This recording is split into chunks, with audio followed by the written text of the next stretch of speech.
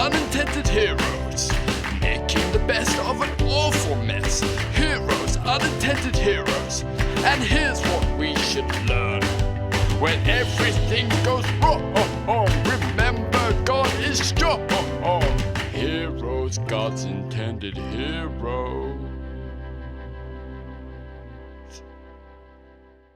Hi Lifespring kids, I'm Nicola. Let me get you up to speed on today's unintended Bible hero. Esther was an orphan, but she'd been raised by her older cousin Mordecai, who loved her like a daughter. Esther lived in Persia, but unlike most Persians, Esther was Jewish, and also worth noting, Esther was very beautiful. So that's Esther. Now let's find out how God used her. Well, the king of Persia, who was a teeny weeny bit demanding, was on the hunt for a new queen. What happened to the old queen?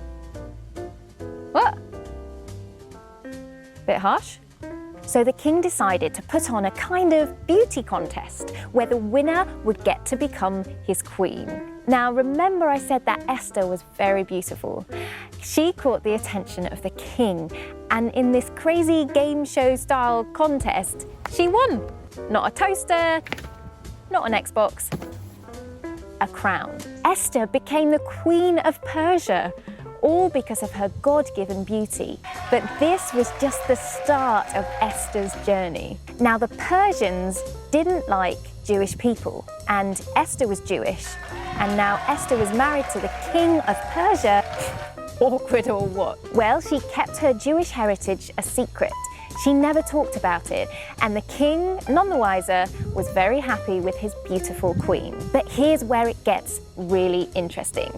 Cue Haman.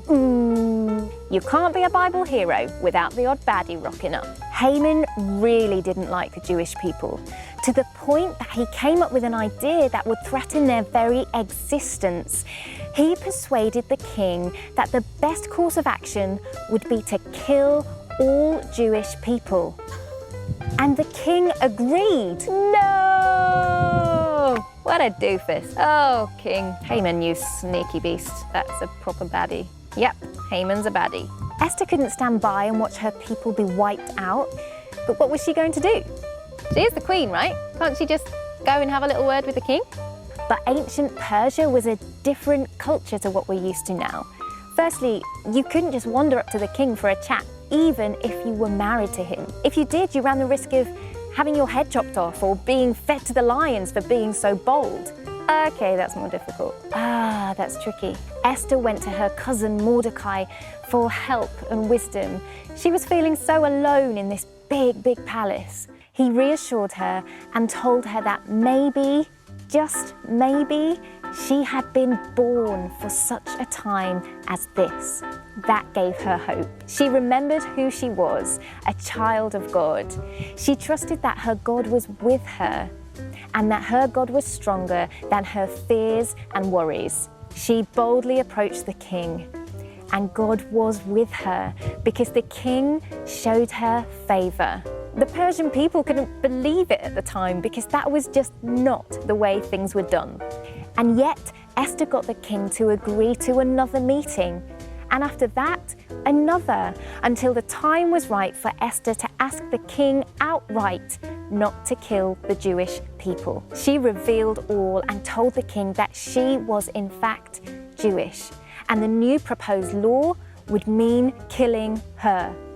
Well, that was the moment when the king could have sent Esther away forever.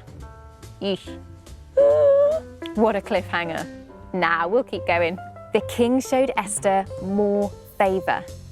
And in fact, he sent Haman away for coming up with such an awful idea. Taxi for Haman? See you later, Haman. All of Haman's wealth and influence in the palace was given to Esther and her cousin Mordecai.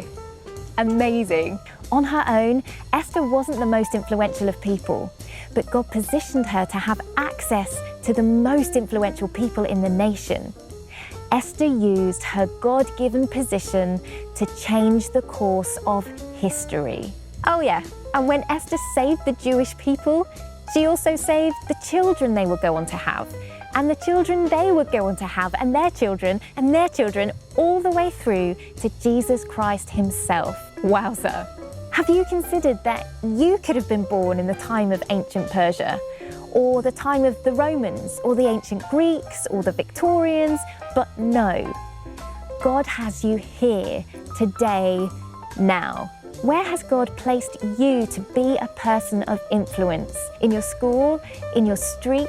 Where can you shine brightly and make Jesus famous? Perhaps you have been born for such a time as this. Esther has her own book in the Bible. It's called Esther, good name, where you can read her story in full for yourself. Heroes, unintended heroes, making the best of an awful mess. Heroes, unintended heroes, and here's what we should learn. When everything goes wrong, remember God is strong.